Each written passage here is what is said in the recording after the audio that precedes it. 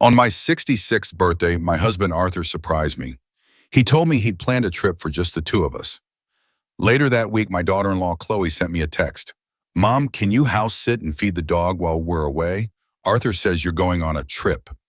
I smiled. They didn't know I'd already returned. To hear how I quietly turned the tables on their betrayal, like this video, share it, and let me know in the comments where you are watching from. My life at 66 felt like a well-worn, comfortable armchair.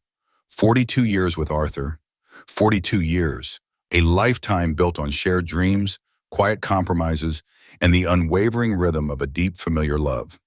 We had our son, David, who was everything we could have hoped for, and then came Chloe, his wife, a radiant, energetic woman who quickly endeared herself to me. She was like the daughter I never had, someone I poured my wisdom and affection into, guiding her through the early years of marriage and motherhood.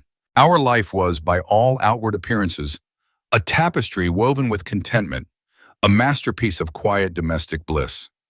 The Tuesday afternoon began ordinarily enough. My book club was meeting, and I was looking forward to discussing the latest historical fiction with my friends. But just as Mrs. Henderson was launching into her detailed critique of the protagonist's questionable choices, Beatrice announced she felt a terrible flu coming on. The meeting, to everyone's disappointment, broke up early. Relieved for Beatrice, but also feeling a little cheated out of my usual afternoon escape, I decided to head straight home. Arthur usually worked late on Tuesdays, so I anticipated a quiet house, a chance to perhaps read a few more chapters of my book in peace. The key turned silently in the lock. The house indeed was quiet. Too quiet, perhaps, a subtle difference from the usual emptiness. I slipped off my shoes, a small habit to avoid tracking dirt, and padded across the cool tile of the foyer. My heels, left by the door, would usually announce my presence, but today I moved with an almost ethereal stillness. A strange sense of unease, light as a feather, brushed against me. It wasn't a premonition, more like a misplaced item in a familiar room, just enough to catch my attention. As I drew closer to the main hallway, a faint sound drifted from our bedroom. A rustle, a low murmur. My breath hitched. Arthur was home. That was unusual for a Tuesday afternoon. And that sound, it wasn't his usual booming laugh. It was softer, more intimate. I stopped, a statue in my own hallway, listening. Then came the voice, a breathless whisper, unmistakably Chloe's. "We can't keep doing this in their house, Arthur." The words sliced through the air, sharp and precise, hitting me with the force of a physical blow. Their house, not your house, not our house, but their house. My house. Arthur's house. Our house. The world tilted on its axis, my perfect, comfortable armchair existence shattered into a million jagged pieces around me. Then Arthur's voice, a low rumble I thought I knew intimately, responded. "She won't be back for hours. Beatrice just got the flu, remember? The book club will be gossiping for ages." His tone was light, dismissive, disturbingly youthful and alive. Not the weary, comfortable voice I was accustomed to hearing after a long day at the office. This was a man imbued with a dangerous energy, a forbidden thrill. I stood there, frozen, utterly immobile. My husband, the man I had shared my bed with for over 4 decades, the father of my son. He was conspiring with Chloe, the young woman I had taken under my wing, comforted through her anxieties, celebrated her joys, and loved as if she were my own flesh and blood. The woman who called me mom. The betrayal wasn't just Arthur's, it was Chloe's too, a double-edged sword twisting deep in my gut.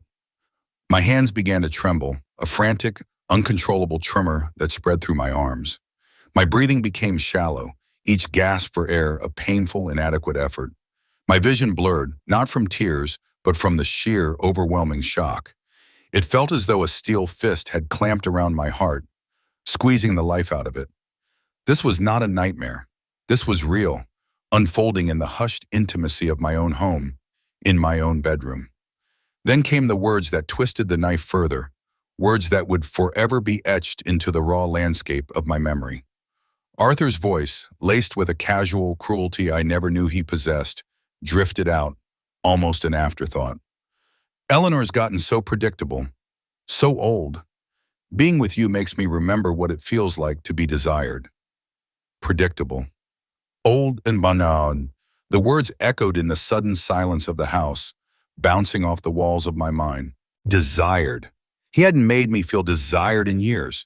I had attributed it to age, to the natural evolution of a long marriage, to comfort outweighing passion.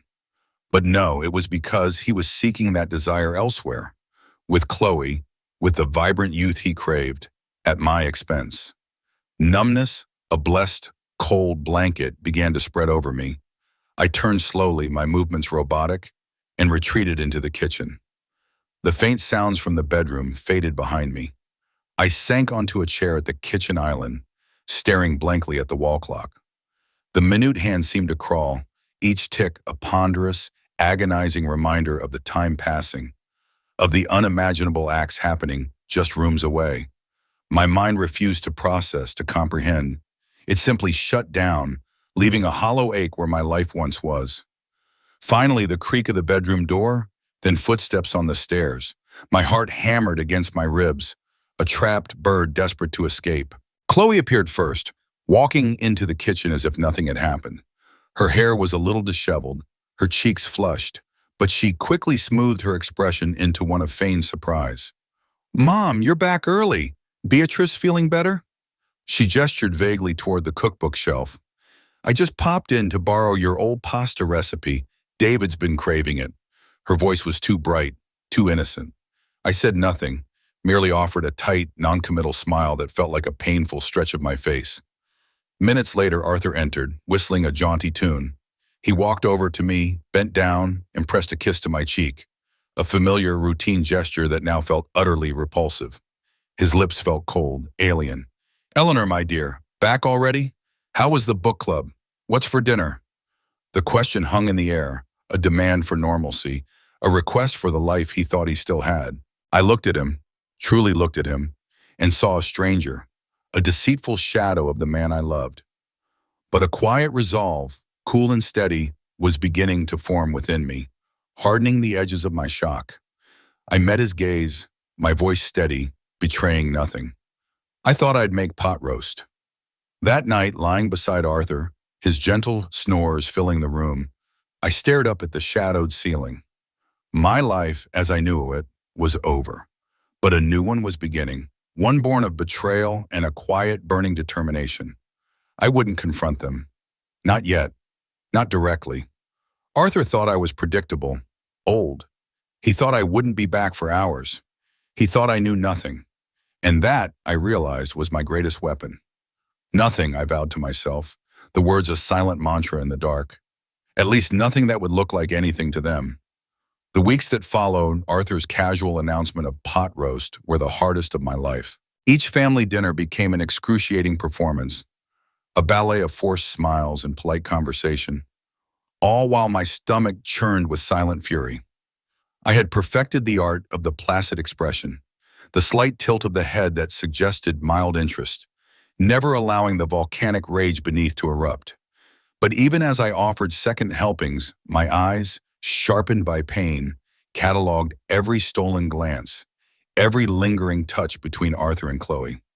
Their secret communication was a subtle language, a flick of the eyes when I left the room, a hand brushing a little too long across an arm, a shared private joke that only they understood, leaving David and me outside their circle. And David, my heart ached for him, oblivious and innocent in the center of this web of deceit. He would look at Chloe with such adoration, his eyes shining as he spoke of how lucky he was to have found her, how she made their house a home, how she was such a wonderful mother to their 2 children. Each loving word he uttered about her felt like a fresh stab, a reminder of the depth of her betrayal, of the beautiful lie she was living. I wanted to scream, to tear down the facade, to protect my son from the ugliness that lurked beneath his happy home. But I held my tongue knowing the time was not yet right. My silence was a shield, but also a crucible, hardening my resolve. Arthur, meanwhile, had undergone a strange transformation. The comfortable, slightly paunchy man of our 4 decades together had vanished, replaced by a strangely rejuvenated figure. He started wearing new expensive cologne, its unfamiliar scent clinging to his clothes. He bought new workout gear, even joined a gym, boasting about his renewed vigor. His hair, once thinning, seemed to have acquired a new fullness, strategically styled. And then there were the business trips, suspiciously frequent and, to my discerning ear, unnecessarily long. Each departure, each return was a fresh wave of nausea. He would kiss me goodbye, a peck on the cheek, and I would taste the bitterness of his lies, hear the unspoken promise of illicit rendezvous. Chloe, with a practiced theatricality, often tried to comfort me, her touch a particular torment. "Eleanor, you seem a little down lately," she'd say, her voice dripping with false concern, as she'd rub my shoulder, her fingers kneading the tense muscles there. "Are you getting enough rest?" The hypocrisy was a bitter pill. Her touch, once a comfort, now felt like a viper coiling around me, a constant reminder of her duplicity, of the venom she was injecting into my life. I would force a small smile, murmur something vague about being a little tired, and gently pull away, my skin crawling. 3 months passed, each day a slow, agonizing crawl through the wasteland of my shattered marriage. Then, one Tuesday morning, over a breakfast of toast and coffee, Arthur dropped the bombshell. "Eleanor," he began, his voice strangely devoid of emotion, "I'm not happy. We've grown apart." The cliches tumbled out, well-rehearsed, hollow. I need something more." My heart hammered, a frantic drum against my ribs, but my face remained a mask of calm. I took a slow sip of my coffee, its bitter taste a counterpoint to the bitter truth. "Is it Chloe?" I asked, my voice barely a whisper, yet it cut through his practiced facade like a surgeon's scalpel. His face, which had been carefully composed, paled instantly. His eyes flickered, betraying a flicker of fear, or perhaps shame. He stammered, cleared his throat, then finally the truth, raw and unvarnished, spilled out. "I love her, Eleanor. I can't pretend anymore." The words, though expected, still struck me with the force of a physical blow.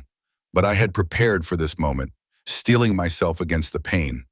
I maintained my composure, an eerie stillness settling over me. "I see," I said, my voice flat, devoid of accusation. "And David?" Arthur looked away, unable to meet my gaze. "We'll tell him together," he mumbled. I nodded slowly, a dry, humorless smile touching my lips. "Yes," I agreed. "These things just happen, don't they?"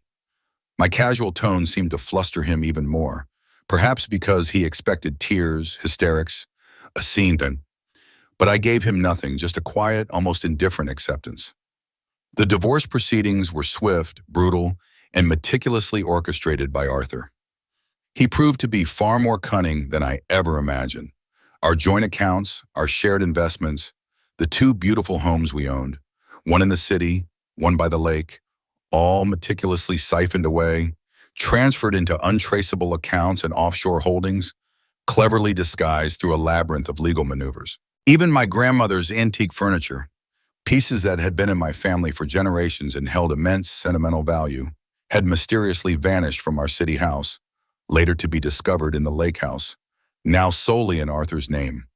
He had planned this, meticulously and ruthlessly, leaving me with little more than the clothes on my back and a fraction of what was rightfully mine. David, caught in the crossfire, quickly sided with his father. The news of Chloe's unexpected pregnancy, coming so soon after the divorce was finalized, sealed his allegiance. He saw his father's newfound happiness, a second chance at life, while I became an unwelcome reminder of a past he seemed eager to forget. Chloe, radiant and blooming with life, effortlessly cast herself as the wrong woman, the victim of a passion that could not be denied. I was the old bitter wife, clinging to a dying marriage. The final family dinner, a forced affair meant to signify a new beginning for Arthur and Chloe, was a scene of exquisite torture. Chloe, glowing with pregnancy, sat opposite me, her hand resting protectively on her burgeoning belly. Her eyes, filled with a faint pity, found mine. "Eleanor looks tired," she remarked, her voice a little too loud, a little too saccharine, but maybe she should see someone. David, ever the dutiful son, immediately agreed. "Mom, you've seemed really different lately. You're so quiet. Maybe Dad's right about you needing some help." Their words, their concern, felt like a deliberate act of gaslighting, an attempt to paint me as unstable, to dismiss my pain as mental illness. I looked at them, At my son, who couldn't see past the sheen of new love and impending fatherhood. At the woman who had stolen my life. At the man who had discarded me so easily. A profound calm settled over me. There was nothing left for me here. "You're right," I said, my voice soft, almost serene. "Perhaps I do." I pushed back my chair, a quiet scrape on the polished floor. "If you'll excuse me." I walked out of that dining room, out of that house, and out of their lives, never to return. They believed I was broken, that I was falling apart. But they were wrong. I wasn't falling apart. I was falling into something else entirely. Something far more dangerous, far more powerful. I was falling into myself.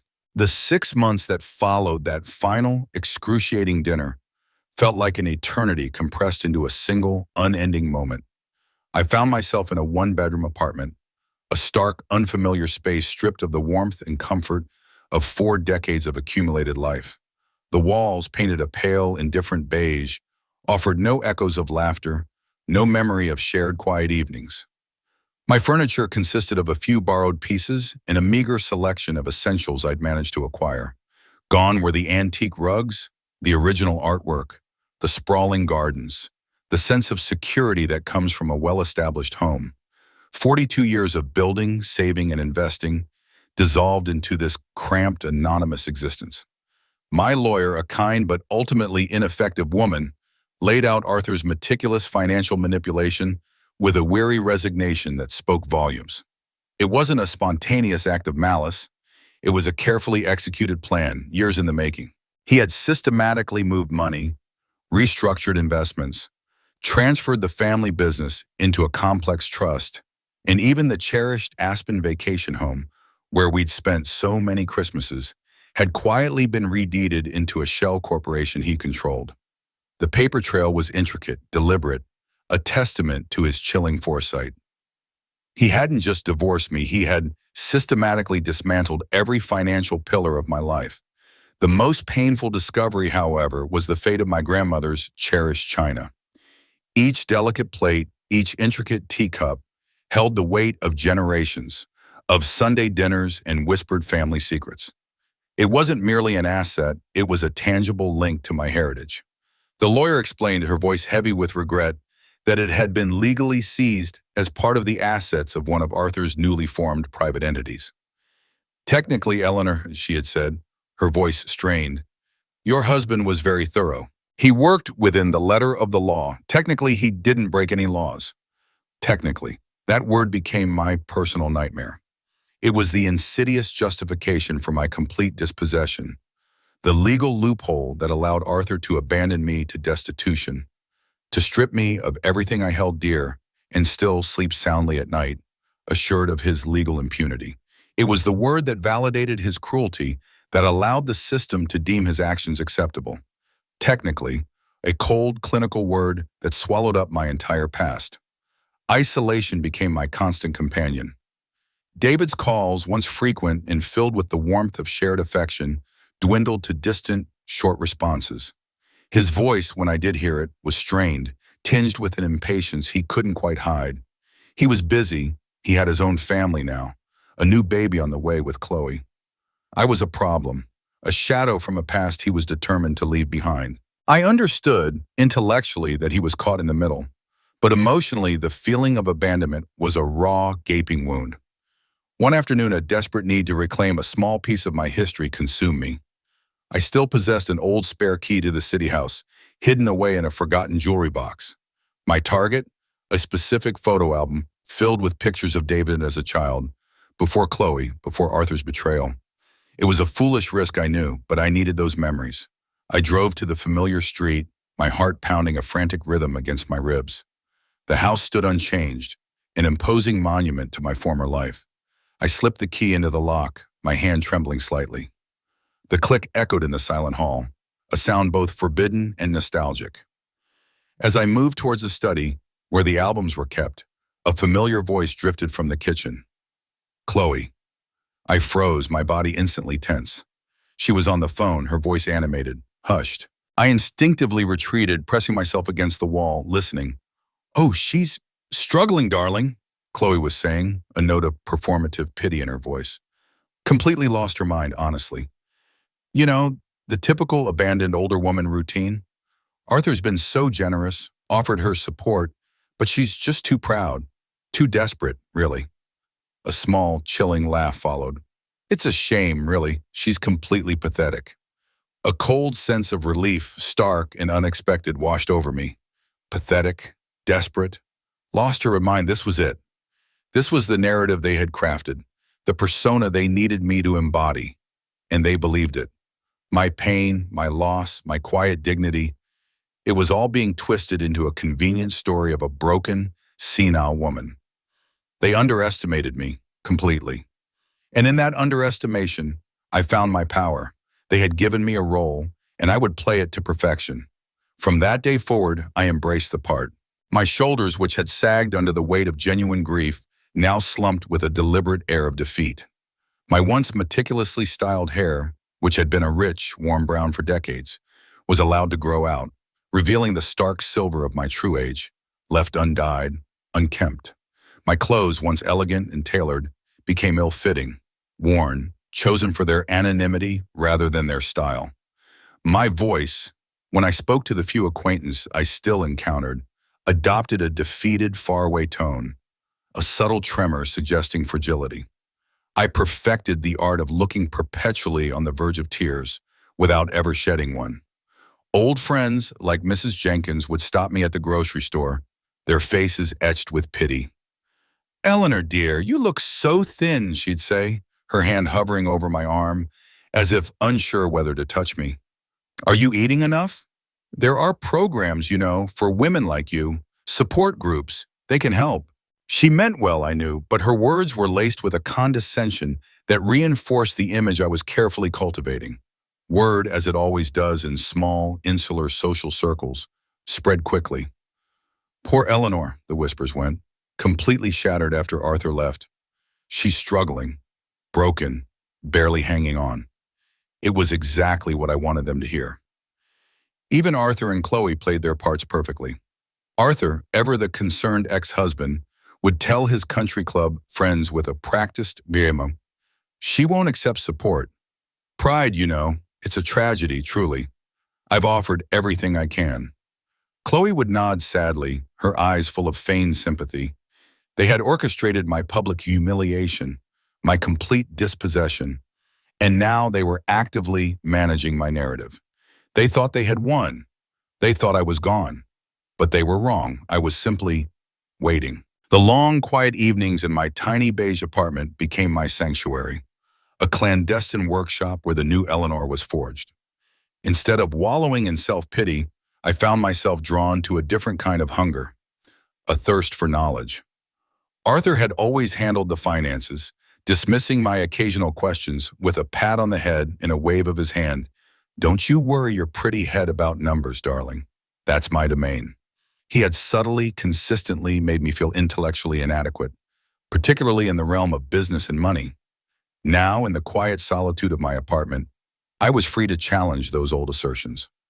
I devoured financial magazines, starting with the beginner guides and steadily progressing to more complex analyses.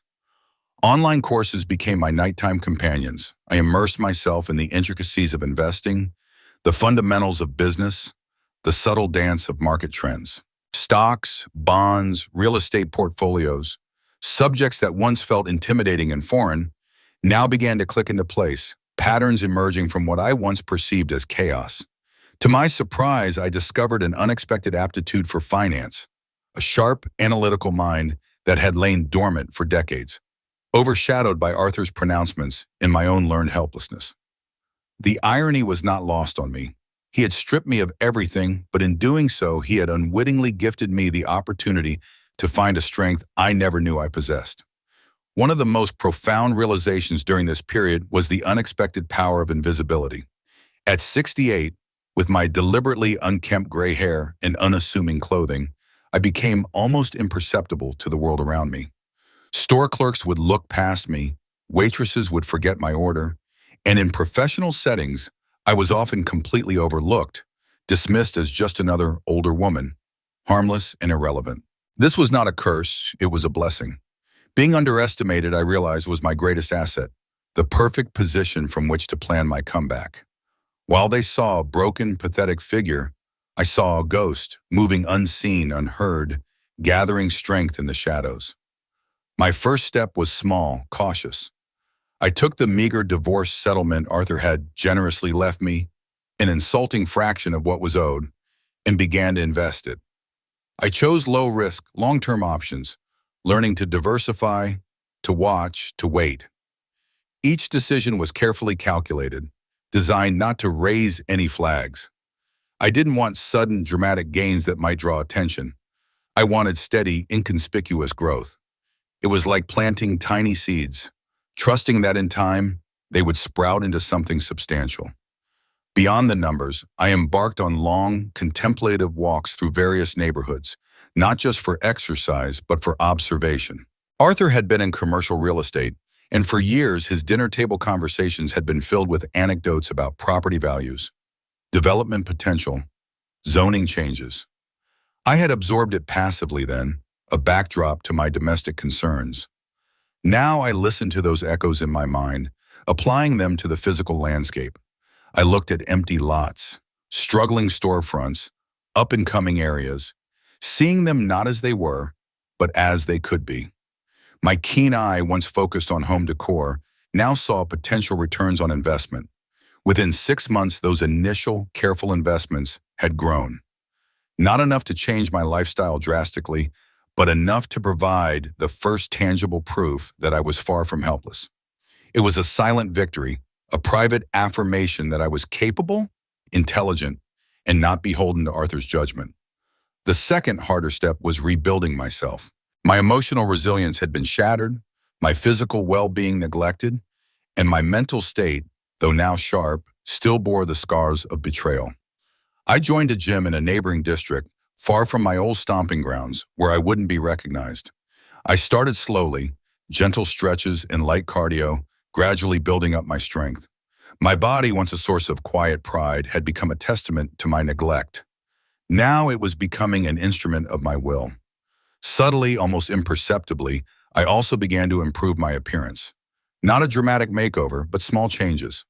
I found a hairdresser who understood my desire for a natural look, shaping my silver hair into a stylish, yet understated cut. I started wearing clothes that fit well, even if they were still modest and unassuming. The pathetic Eleanor facade, however, remained firmly in place for Arthur and Chloe, a crucial part of my strategy. When an old acquaintance bumped into me, I would instinctively slump my shoulders, soften my gaze, and speak in that familiar, defeated tone. Crucially, I consciously suppressed my rage. The burning fury that had consumed me in the initial months was a luxury I could no longer afford. Rage led to recklessness, to impulsive decisions, to actions that could expose my true intentions. I needed patience, meticulous planning, and a calm, clear mind. My emotions were now a tool, not a master. I channeled the anger into fuel, a silent, steady energy that powered my relentless pursuit of knowledge and self-improvement. By the time Chloe gave birth to a beautiful baby girl, Lily, my granddaughter, a child I was forbidden to meet, whose existence was a fresh ache in my heart, I had been invisible for nearly 2 years. The image of broken, pathetic Eleanor was firmly cemented in the minds of everyone who knew me. Arthur and Chloe had settled into their new life, confident in their victory, convinced I was a defeated shadow of my former self, slowly fading away. But late at night, as the city lights twinkled outside my apartment window, I felt a new, formidable self emerging. My mind was sharper, my body stronger, my resolve unbreakable. I was no longer the predictable, old Eleanor. I was someone else entirely, someone they would never see coming. If you're captivated by Eleanor's journey and want to see how her quiet strength leads to an unforgettable reveal, keep watching. Don't forget to like this video, share it with your friends, and subscribe so you don't miss a single part of her incredible story. Exactly 3 years had passed since that devastating Tuesday afternoon when I had overheard Chloe's whisper in my bedroom. 3 years since my life, as I knew it, had shattered. It was precisely 3 years to the day when my phone rang, displaying David's number. It was the first time I had heard from him in months, his calls having dwindled to almost nothing since Lily's birth. My heart quickened, a mixture of hope and dread coiling in my stomach. His voice, when he spoke, was strained, nervous, filled with an awkward energy that instantly put me on edge. "Mom," he began, "I need to tell you something." A pause, pregnant with unspoken meaning. "Dad and Chloe, they're getting married." The news, though expected, still hit me with a dull thud. They had been living together for years, had a child together, yet the official pronouncement felt like another deliberate twist of the knife. I took a slow breath, forcing my voice to remain perfectly steady, betraying none of the turmoil within. "Oh, David, that's wonderful news. When is it?" He seemed relieved by my calm reaction, plunging into the details. "Next month. It's going to be small, Mom, just a family, a quiet affair." The unspoken implication hung in the air. "You're not invited." But I knew better than to push. Then came the familiar, uncomfortable question, obviously prompted by Chloe. "Mom, are you really okay? Chloe and Dad were just wondering, if you've been talking to someone. Professionally, I mean." His voice softened with a forced tenderness that felt like an insult. He was worried about me, not because he genuinely felt I was struggling, but because he had been manipulated into believing I was a fragile, unstable old woman. I played my part flawlessly, a sad, weary sigh escaping my lips. "I'm fine, sweetheart," I said, my voice deliberately soft, tinged with a delicate fragility. "Just tired, life. But don't you worry about me. You focus on your father and Chloe. That's what's important now." I could almost hear Chloe nodding in approval on the other end of the line. After I hung up, the facade cracked, just for a moment. A brief, blazing torrent of pure, unadulterated hatred surged through me. It was a potent, dangerous emotion, and I allowed it to consume me for a few precious seconds, fueling the fire within. Then, with a practiced mental discipline, I extinguished the flames, redirecting that volatile energy back into the cold, calculated chambers of my long-term plan. Fury was a luxury I still couldn't afford. Patience, precision, and an unwavering focus. Those were my weapons. 8 more years passed. 8 years I spent in the shadows, perfecting my invisibility, constructing an extraordinary new life from the ashes of the old. My investments grew, steadily and silently, accumulating a quiet fortune. My knowledge deepened, my understanding of the financial world becoming as intricate as any seasoned executive's. My body, sculpted by countless hours at the gym, was leaner, stronger, radiating a quiet power that lay hidden beneath my unassuming exterior. I was a ghost, a whisper, a non-entity to the world that had cast me aside, and I reveled in the freedom it afforded me. Then on a rainy Thursday in October, the universe delivered a blow no amount of planning could ever anticipate. The phone rang and it was Chloe. Her voice, usually so composed, so saccharine, was fractured, broken, choked with sobs. "Eleanor," she wailed, It's David. He's gone. A heart attack. So sudden. He was only 34. The world spun. David, my son, my beautiful, kind, oblivious son, he was gone. The phone slipped from my numb fingers, clattering to the floor. I collapsed, the carefully constructed walls of my composure crumbling around me. Grief, raw and visceral, tore through me, a primal scream trapped in my chest. My son, caught in the middle of their selfish machinations, was gone. The pain was unbearable, sharper than any betrayal. Yet even in the depths of my despair, a small, calculating part of my mind, honed by years of strategic thinking, remained active, anticipating the next step, the funeral.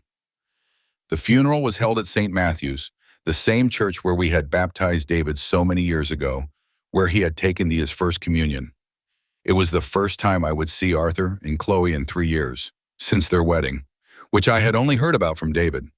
For this solemn occasion, I deliberately embraced my role as the forgotten mother, the discarded wife. I wore a simple, plain black dress that was just a touch too large. My silver hair pulled back into a severely unflattering bun. No makeup to hide the lines of grief and age on my face. I sat in the very back row, a solitary figure, hoping to blend into the shadows, to be seen but not truly acknowledged. Arthur and Chloe, however, were impossible to ignore. They sat prominently in the front row, a tableau of dignified sorrow. Chloe, elegant in a designer black suit, held a tissue to her eyes, her face etched with a performative sadness. Arthur, his arm around her, occasionally dabbed at his own eyes, his expression grave. Their 7-year-old daughter, Lily, sat between them, a beautiful, solemn child, oblivious to the complex web of lies that had brought her into the world. They projected an image of the perfect grieving parents, the heartbroken couple. During the service, as the eulogies spoke of David's kindness, his humor, his gentle spirit, my grief was genuine, deep, and all-consuming. I cried for my son, not for the life he could have had, but for the life he did have, tragically cut short, his innocence marred by the choices of those around him. I understood, with a painful clarity, that he too had been a victim, caught in the undertow of his father's selfishness and Chloe's ambition. After the service, as the mourners spilled out into the autumnal chill, Arthur and Chloe worked the room like politicians, moving from one group to another, accepting condolences with practiced grace. They spoke of David, of their shared loss, carefully crafting a narrative that painted them as the ultimate devoted parents, the pillars of his life. They spoke of their beautiful family, their enduring love, conveniently omitting any mention of me, the actual woman who had given birth to him, raised him, and loved him unconditionally. I was simply a ghost, a silent, grieving observer, precisely as I wanted them to see me. I remained in my quiet corner of the church hall, a carefully constructed tableau of the serene, forgotten woman, barely holding herself together. My simple black dress, my unfashionable bun, my raw, tear-streaked face, it was all part of the meticulous charade. Mourners milled about, offering polite condolences to Arthur and Chloe, glancing my way with pity and a flicker of awkward discomfort, then quickly looking away. I was an inconvenient truth, a ghost at the feast. Then through the shifting crowd I saw him. Arthur, he moved with a practiced grace, his gait still strong despite the slight tap of his expensive cane against the polished marble floor. His face, though lined with sorrow for David, held a familiar, almost smug satisfaction. He had what he wanted, the young wife, the new family, the public sympathy, and he was clearly not finished with me. His eyes, cold and calculating, fixed on mine, and a cruel, almost imperceptible smile played on his lips. He was coming to twist the knife one more time, to deliver a final crushing blow. He stopped a few feet from me, looking down with an air of mild surprise. "Eleanor," he said softly, his voice a smooth balm that concealed a hidden sharpness. "I'm surprised to see you here." The implication was clear. You don't belong. I slowly looked up, my eyes carefully practicing their tired, defeated expression, meeting his gaze with a fragile vulnerability. He was my son, Arthur. My voice was a whisper, a tremor of pain, just barely audible. Arthur leaned closer, his voice dropping to a venomous whisper, intended only for my ears. "Was he? From where I sat, it looked like you abandoned him years ago, Eleanor. Became a recluse. Honestly, I think David was better off without you. Chloe was a real mother to him in his final years." The word struck me, a painful crack inside my carefully constructed shell. Chloe was a real mother to him. The audacity, the cruelty of it, spoken over the coffin of our deceased son, was almost unfathomable. But I held my breath, kept my expression neutral, broken, allowing him to believe his words had found their mark, that he had truly shattered me. A flicker of triumph crossed his face. He was pleased with himself, with his performance, with my apparent capitulation. He straightened up, adjusting his tie, and delivered his final gloating blow, his voice a low, self-satisfied rumble. "So I guess I won, huh? I got the life I wanted, the family I deserved, and you got, well, whatever this is." He gestured vaguely at my modest appearance, at the empty space around me, at the perceived wreckage of my life. I looked at him, at the man who had systematically destroyed my life, now standing over our dead son's coffin, openly gloating. For years I had suppressed my rage, channeled it into something productive. But in this moment, a cold, potent anger, sharp as obsidian, ignited within me. This was it, the moment I had waited for. A small, subtle smile, one that did not reach my eyes, touched my lips. It was almost imperceptible, a fleeting shadow, but it caught Arthur's attention. His brow furrowed slightly. "You're right, Arthur," I said, my voice quiet, surprisingly clear, cutting through the hushed murmurs of the hall. "You did win." Arthur, looking slightly unnerved by my calm agreement, began to turn away, clearly thinking the conversation was over, that he had had the last word. But I wasn't finished. My voice, now carrying a strange new quality, a subtle steel that had not been there before, rang out, freezing him in his tracks. "But you know what?" I continued, stepping slightly forward, my eyes locked on his back. "I'd like you to meet someone." Arthur slowly turned back, a frown creasing his brow. "Meet who?" he asked, a hint of irritation in his tone. With deliberate slowness, I reached into the small, worn handbag I carried, and pulling out my phone. It wasn't a battered old flip phone, but a sleek, modern smartphone. I held it up, displaying its gleaming surface for a moment. Then, with a confident flick of my thumb, I dialed. "I'd like you to meet my husband." Arthur's face went blank, the smug satisfaction draining away, replaced by confusion. "Your what?" he stammered, his eyes widening slightly. The phone rang twice, then a warm, rich voice, deep and resonant, answered. "Darling, are you ready?" My gaze remained fixed on Arthur's paling face, savoring the dawning realization in his eyes. "Yes," I confirmed, my voice ringing with a new authority, a quiet joy. "Yes, we're ready." I ended the call. Just as the click of the phone echoed in the sudden, tense silence between us, a magnificent, brand-new gleaming silver Bentley Continental GT glided effortlessly into the church parking lot, its polished chrome catching the weak afternoon sun. It was an impossible car, an ostentatious display of wealth that screamed new money, but also unquestionable power. Heads turned in the hall as people noticed the vehicle, its presence a stark contrast to the somber setting. Arthur's face turned ashen, all color draining from it. His knuckles, white against the dark wood of his cane, betrayed the sudden, violent tremor that ran through him. His eyes were wide, fixed on the car, then on me, then back to the car. "That's impossible," he whispered, his voice thin, reedy, utterly stripped of its former confidence. The driver's side door of the Bentley opened smoothly. Out stepped a man. He was tall, distinguished, perhaps 58 years old, with a full head of silver hair impeccably styled. He wore a perfectly tailored navy suit that exuded understated luxury, a crisp white shirt, and a silk tie. His posture was commanding, his gaze intelligent and kind. Sterling Blackwood, he carried himself with an innate confidence, a natural authority, and as his eyes found mine across the distance of the church hall, a warm, genuine smile lit his face, a smile filled with profound love and admiration for me. He was everything Arthur was not, everything Arthur had pretended to be, and he was mine. Arthur watched Sterling approach, his mouth agape, his entire worldview shattering before his eyes. The perfectly tailored suit, the confident stride, the unmistakable air of power. It all screamed a level of success that far surpassed Arthur's own. "Who?" he stammered, his voice hoarse, a shadow of its former self. "How?" His eyes darted between me and the approaching man, desperate for an explanation.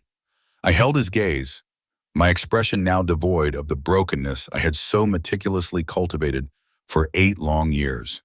Instead, it was tinged with the same patient amusement I had often adopted when explaining a complex concept to a child. "His name is Sterling Blackwood," I began, my voice clear and steady, resonant with an authority I had not allowed myself to use in decades. "Perhaps you've heard of him. Blackwood Industries, Blackwood Foundation, one of the largest real estate development companies on the West Coast." Arthur's face, already pale, turned a sickly gray. The name clearly resonated, a sharp, bitter tang of recognition. Blackwood Industries. It was a titan in the commercial real estate world, a company Arthur had repeatedly, fruitlessly, tried to secure contracts with, always meeting with polite but firm rejections. The sheer scale of it, the colossal influence it wielded, was a universe away from his own modest empire. His carefully constructed reality, where he was the victor and I the pathetic loser, imploded in that instant. I allowed a moment of silence to let the information sink in, then added casually, "We've been married for 3 years now. It was a rather intimate affair, just family." The words, a direct echo of David's explanation for his wedding, hung in the air, a delicious irony. Sterling reached the entrance of the church hall, his presence commanding, instantly drawing the attention of those around him. He walked directly towards us, his gaze unwavering, a warm, reassuring anchor in the storm of Arthur's dawning comprehension. I turned to face Arthur fully, allowing my shoulders to square, my posture to straighten. The facade, the carefully constructed persona of the broken victim, was finally irrevocably dropped. My eyes, no longer tired and defeated, now met his with a keen intelligence, a quiet strength that held no trace of the woman he thought he knew. "Did you really think I stayed broken forever, Arthur?" I asked, my voice gentle, almost melodic, yet edged with an unmistakable steel. "Did you really think you could destroy 4 decades of my life, strip me of everything I cherished, and I'd just accept it, fade away into the background like some forgotten relic?" My tone was not accusatory, but rather a statement of undeniable fact, delivered with the quiet authority of someone who had seen through his illusions. Sterling reached us, his presence radiating calm power. He extended a polite hand to Arthur, his grip firm, his expression genuinely sorrowful for the occasion. "You must be Arthur," he said, his voice deep and warm. "I'm Sterling Blackwood, Eleanor's husband. I'm truly sorry for your loss." Arthur mechanically shook Sterling's hand, his own hand limp and clammy in comparison. The contrast between the two men was stark, devastating. Arthur, the self-proclaimed winner, now appeared small, pathetic even, next to the towering figure of Sterling. Sterling's arms slipped naturally, possessively, around my waist, a subtle gesture of intimacy and protection that spoke volumes. "Darling," he said, his voice tender, "are you ready to go? I thought we might stop by the house before dinner. You look exhausted." I nodded, feeling a profound weariness settle over me, not from sadness, but from the emotional strain of the past hour. The finality of the reveal, the weight of years of planning, was finally lifting. As we turned to leave, I looked back at Arthur, who stood frozen, speechless, his face a mask of utter disbelief. "You taught me something valuable, Arthur," I said, my voice carrying over my shoulder, clear and resonant. "The only person you can really count on is yourself." We left Arthur stunned and alone, a solitary figure amidst the departing mourners, his triumphant smile long gone. As Sterling opened the door to the gleaming Bentley, the world outside felt like a different place. The silence of the luxurious interior was a welcome respite. As we glided away from the church, heading towards our Malibu estate, the immense wave of emotion finally hit me, and I allowed myself to process the weight of the moment, the bittersweet victory. Sterling, sensing my quiet struggle, reached over and gently took my hand, his thumb stroking my knuckles. "He was a good man, Eleanor," he said softly, his eyes on the road, and he was already beginning to understand. My head snapped up. "David," I whispered. Sterling nodded. "He confided in me a few times, asking about your well-being. He was starting to question things. He knew you weren't broken." His words were a balm, easing a deep ache I hadn't realized was still there. David, my son, had not died believing I was a pathetic, abandoned woman. He had started to see the truth. As the Bentley smoothly navigated the coast highway, the ocean glittering under the late afternoon sun, I found myself recounting my journey to Sterling. We were on our way to our stunning oceanfront home, a testament to my new life, a place where the sound of the waves replaced the echoes of betrayal. The real beginning, I told him, my voice reflecting the years of quiet determination, was about 6 months after the divorce was finalized. I was supposed to be attending grief counseling, for the poor abandoned Eleanor. But instead, I was attending a real estate investment seminar. I smiled faintly at the memory. It was run by this brilliant woman, Dr. Evelyn Stone. She taught me to see the world differently, to see opportunities where others saw decline. I became, as I put it, a ghost haunting the real estate market. My invisibility, once a curse, became my superpower. I observed, I researched, I learned to anticipate, to spot the quiet, undervalued opportunities that others, especially men like Arthur, with their grand, showy deals, completely overlooked. My initial investment, I explained, was a tiny duplex in a neglected part of town, bought with the meager settlement Arthur had so contemptuously handed me. It was a gamble, but a calculated one. 2 months later, the city announced plans for a new transit line extension directly through that neighborhood. The value of my modest duplex tripled overnight. That was just the beginning. My transformation extended far beyond the realm of finance.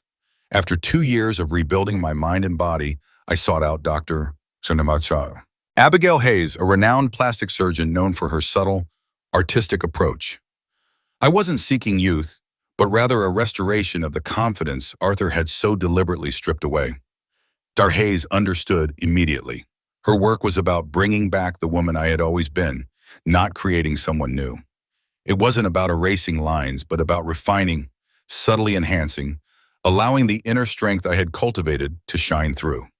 The result was transformative, not in a dramatic, unrecognizable way, but in a way that made me feel entirely, authentically myself again, only sharper, more vibrant. Dr. Hayes also introduced me to a powerful social circle, a network of successful women who, like myself, had rebuilt their lives after significant challenges. Among them was Isabella Rodriguez, a brilliant entrepreneur who had turned a small startup into a global enterprise. Through these invaluable connections, my understanding of strategic investment deepened, my opportunities expanded, and my net worth skyrocketed from near poverty to almost $2 million within 3 astonishingly productive years. The true turning point, however, was meeting Sterling Blackwood. It happened at a Beverly Hills art gallery opening, a world away from the quiet life I had once known. I was admiring a piece of abstract sculpture when I felt a presence beside me. His eyes, warm and intelligent, met mine, and the connection was immediate, profound.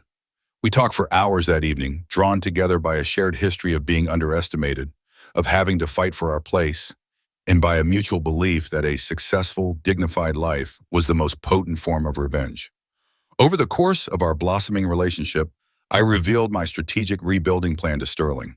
I laid bare the betrayal, the methodical financial destruction, the calculated invisibility, and the relentless pursuit of knowledge. He listened, fascinated, not with pity, but with a deep admiration for my resilience, my unwavering resolve. He saw not a broken woman, but a formidable one, a kindred spirit. His proposal wasn't a romantic kneel and ring affair, but something far more meaningful to me, a business plan. He asked me to build something greater with him, not just a life together, but an empire. Eleanor's, he said, holding my hands, his eyes reflecting his sincerity. You have a brilliance I rarely see. Let's combine our strengths. Let's create something truly magnificent, something they can never take away. Our marriage 3 years ago was small and intimate, just as I had told Arthur. It provided me not only with a love I never thought I'd find again, a partnership built on mutual respect and intellectual equality, but also unparalleled access to networks of power and influence that amplified my own growing capabilities. Under the umbrella of Blackwood Industries, I independently managed Blackwood Properties West, a subsidiary I built from the ground up, focusing on the specific niche markets I had cultivated over the years. In less than 5 years, Blackwood Properties West, under my leadership, surpassed Arthur's 40-year-old family business in valuation and influence. Looking back, I realized Arthur's betrayal, his ruthless dispossession, had been an unexpected favor. It had enabled me to discover capabilities I never knew I possessed, strengths that would have remained dormant in the comfortable cage of my old life. Sterling, ever insightful, put it perfectly one evening. Some people need to be broken before they can become unbreakable, darling. You, Eleanor, are unbreakable. The day after David's funeral, as I was still processing the raw grief, my phone buzzed. It was a text message from Chloe. We need to talk tomorrow. It's about what you owe Lily. The audacity of it, even after everything, was breathtaking. Sterling and I exchanged a look. The war, we both knew, was far from over. They're not done, I murmured, a faint, resolute smile touching my lips. But then again, neither am I. I met Chloe at a bustling downtown cafe, a carefully chosen public setting. She was already there, perched nervously at a small table, sipping a latte. 8 years had not been kind to her. The youthful radiance that had once captivated Arthur had faded, replaced by an anxious tension that etched itself around her eyes and mouth. She looked tired, aged beyond her years, a stark contrast to my own quiet authority, which seemed to visibly shock her as I approached. "Eleanor," she began, her voice a little shaky, "thank you for meeting me." I simply nodded, taking a seat opposite her, my gaze steady. She attempted to justify her actions, her words tumbling out in a rush. "Look, I know you're upset about Lily, but Arthur and we had to protect her from, from the truth about your mental state, about how you abandoned David. She was so young, Eleanor. We couldn't expose her to that." The old, tired narrative, regurgitated with a desperate plea for understanding. "The truth, Chloe?" I asked, my voice soft but firm, cutting through her rambling. "What exactly is the truth you protected her from?" She paused, seemingly flustered by my calm. "Well, you know," she stammered, "how you were after the divorce. So fragile, so unstable. Arthur tried to help, but you just wouldn't accept it. We told her you needed space to get help, to figure things out. And what did you imagine my life was like for the past 8 years, Chloe?" I asked, leaning forward slightly, my eyes never leaving hers. "After Arthur helped me to get by," she squirmed, avoiding my gaze. "Oh, you know, I assumed you were getting by, getting some help, living your own life." I reached into my elegant handbag, pulled out a sleek, minimalist business card, and slid it across the polished cafe table. It landed with a soft click. "Perhaps this will clarify things for you," I said, my voice utterly devoid of emotion. Chloe picked up the card, her eyes scanning the embossed text. "Blackwood Properties West," she read aloud, her voice a whisper. Her eyes moved to the name. "Eleanor Blackwood, Chief Executive Officer." Her head shot up, her gaze snapping back to mine, utterly dumbfounded. Her hand, clutching the card, trembled. "Blackwood Industries?" she whispered, the enormity of the name dawning on her. "That's impossible. You remarried to Sterling Blackwood?" Chloe stared at the business card, then at me, her mouth slightly agape. "Blackwood Industries, Eleanor Blackwood, CEO. That's impossible. You remarried to Sterling Blackwood?" Her voice was barely a whisper, a stark contrast to her usual confident tone. "Why is it impossible, Chloe?" I asked, my voice calm, the steel beneath the velvet now fully exposed. "Because you and Arthur believed I was broken, pathetic, too damaged to ever recover?" I watched her face, the dawning realization hitting her with the force of a physical blow. "Arthur hasn't spoken to me in 8 years, Chloe. Not really. His stories of my desperation, my instability, my need for help, complete fabrication. A convenient narrative to justify his own cruelty." The revelation washed over her, chilling her to the bone. Her face paled as she re-examined years of Arthur's deceptions, seeing them for the manipulative lies they truly were. The foundation of her carefully constructed happiness, built on my supposed ruin, began to crumble. "It's time Lily met her real grandmother, Chloe," I stated, my voice firm. "Not the fictional villain Arthur and you created to explain my absence. She deserves to know her full family history." Tears welled in Chloe's eyes, real tears this time, not the performative kind. "We didn't just steal your husband, Eleanor," she admitted, her voice choked with a remorse I hadn't thought her capable of. "We stole 8 years of your granddaughter's life." The confession was raw, heartfelt. Then, her eyes wide with fear, she revealed Arthur's desperate plan. "He's talking about moving away," she whispered, leaning across the table, urgency in her voice. "Taking Lily somewhere you can't find her. He's terrified, Eleanor. Terrified of you."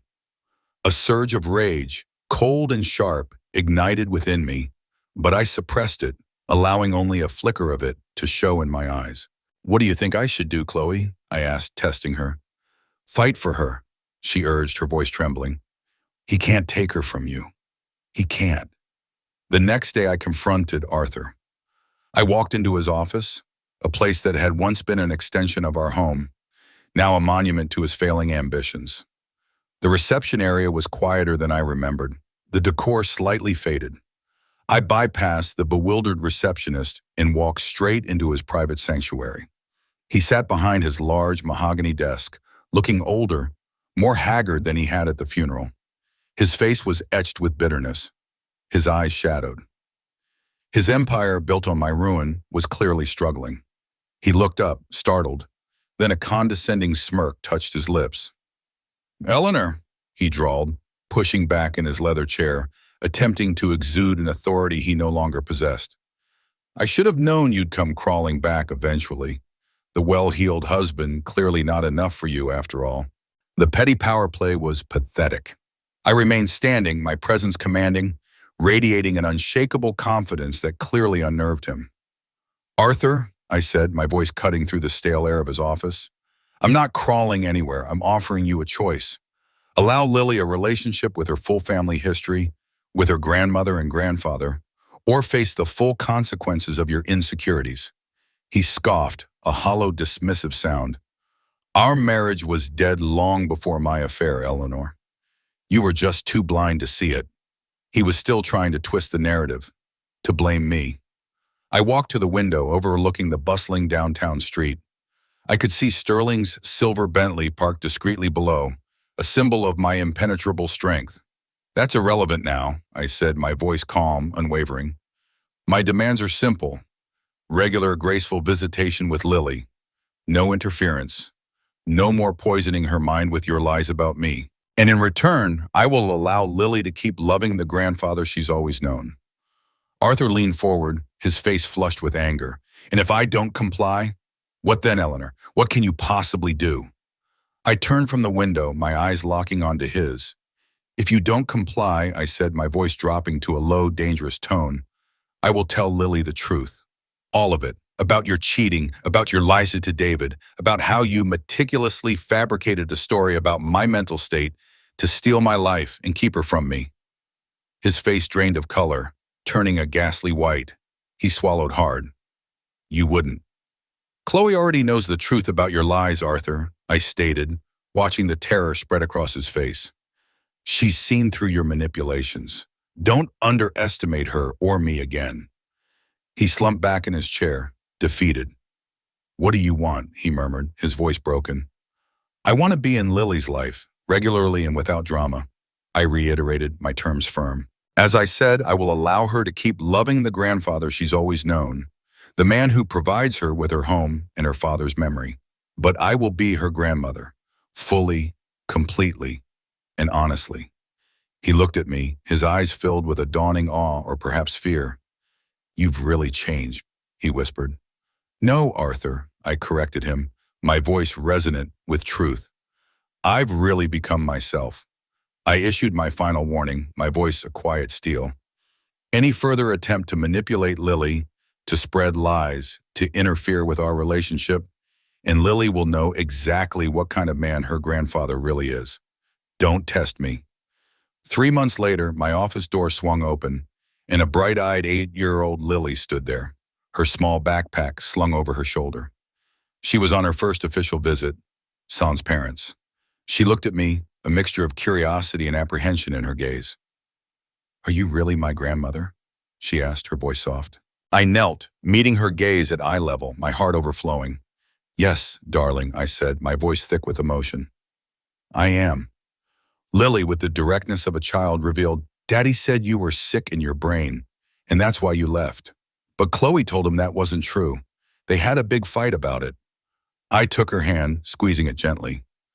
"Sometimes adults say things that aren't true when they're scared, Lily," I explained carefully, "or when they're confused. But it's important to find out the real truth." Her eyes lit up.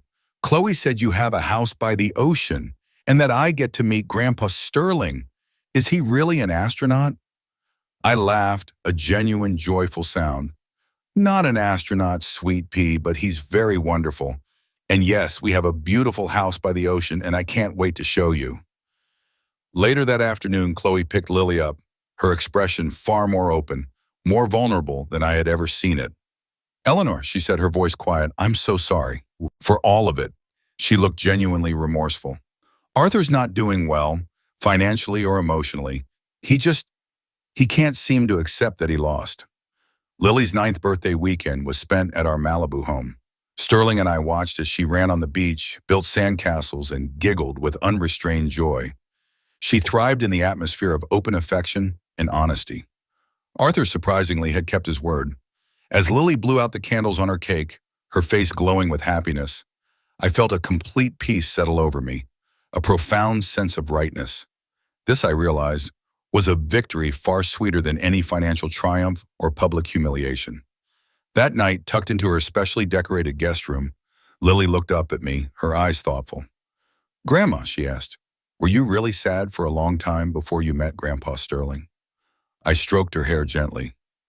"Sometimes when bad things happen, Lily, they hurt us very deeply. But sometimes those bad things help us become stronger. They help us figure out who we really are." Lily considered this, then smiled, a bright, innocent smile that radiated pure joy. "I'm glad the sad time helped you become strong, Grandma," she said, nestling into my hug, "because now I get to know you, and you're the best grandmother ever."